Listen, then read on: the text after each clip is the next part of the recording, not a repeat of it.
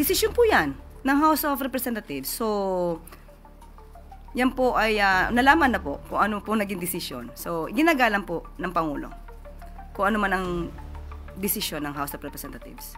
Ang dating po kasi kay Congressman Barsaga ay sinuspindi siya. Bagamat Kamara yung nagpataw ng suspension, ay sinuspindi siya ng Administrasyong Marcos na maraming kaalyado sa Kamara dahil doon sa pagiging critical niya sa presidente. Ano pong masasabi ng palasyo? In other words, sinasabit niya ang pangalan po ni Pangulo dahil sa kanyang pagkakasuspindi.